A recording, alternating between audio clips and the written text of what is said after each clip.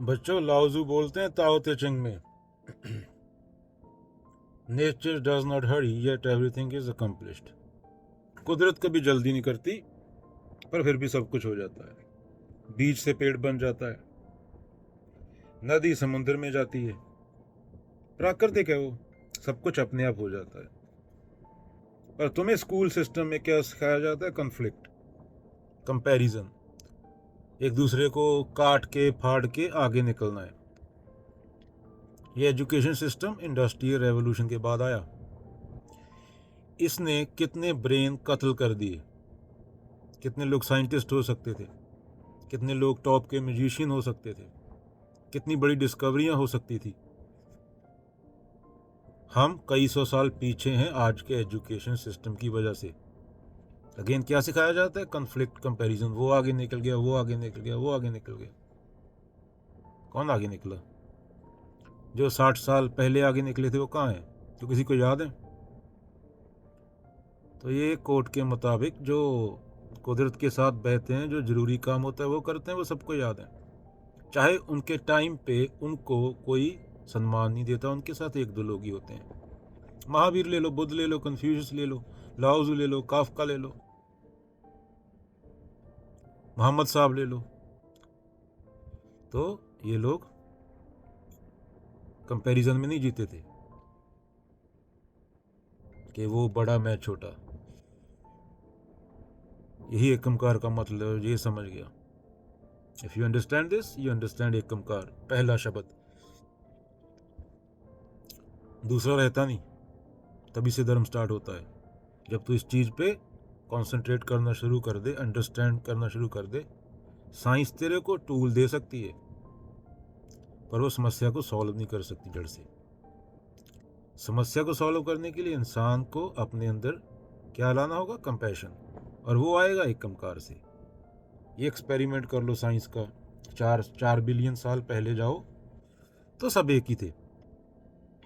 Single cell bacteria, amoeba, उसी से life आगे बढ़ी, उसी से धीरे धीरे धीरे एवोल्यूशन हुआ।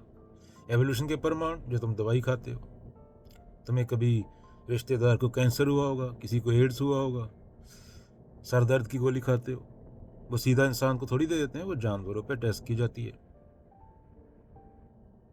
लंदन का म्यूजियम प्रूफ से भरा पड़ा है, जाके देखो, घूमो।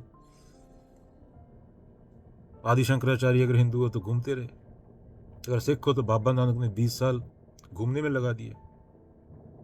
और हमारे वहाँ घूमने वाले को क्या बोला जाता है? आवारा। तो सबसे बड़े आवारा तो कौन थे? बाबा नानक। 4 उदासियाँ। आई थिंक दूसरे सबसे ज़्यादा पैदल चलने वाले इंसान हैं, बड़े ट्रैवलर।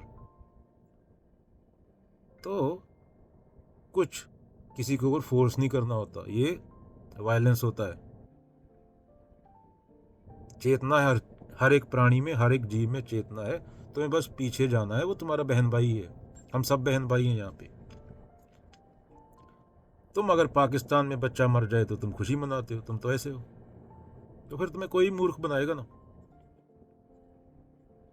प्रैक्टिकल में सोच लो, तुम्हें बार बार बोलता हूँ, तुम्हें अपना देश छोड़ के ही क्यों जाना पड़ रहा है? अगर तुम्हारे देश में बुद्ध, बाबा नानक और कबीर हुए हैं, जिन्होंने प्रकृति की इतनी इज्जत की,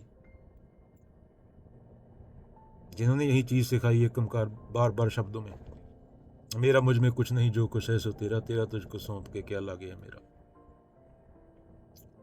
तू तो करता तू हुआ, मुझ में रहा ना हूँ, जब आपा पर का मिट गया, जिद देखूं तितू।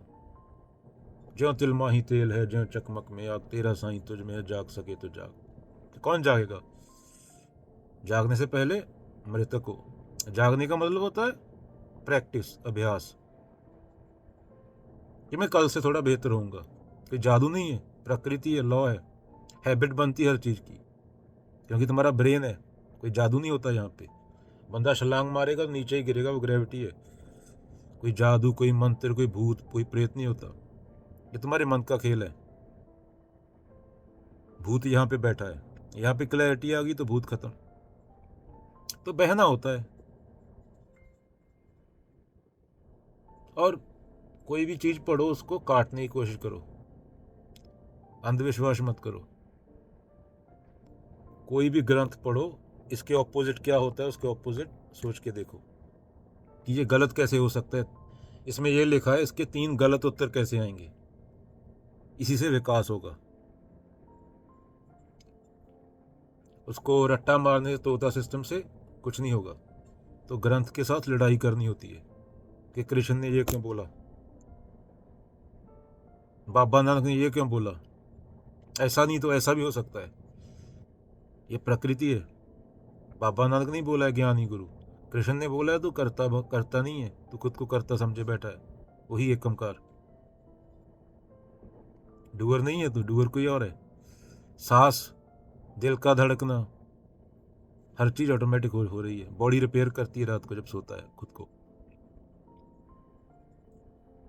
तो कर्ता भाव छोड़ दे, वही एकमकार एक। तो उस पर ही प्रश्न चिन्ह लगाना होता है, खुद का खोपड़ी यूज करना होता है, वरना कोई फायदा नहीं। रट्टा लगा लिया, 4 लोगों को बोल दिया तो क्या।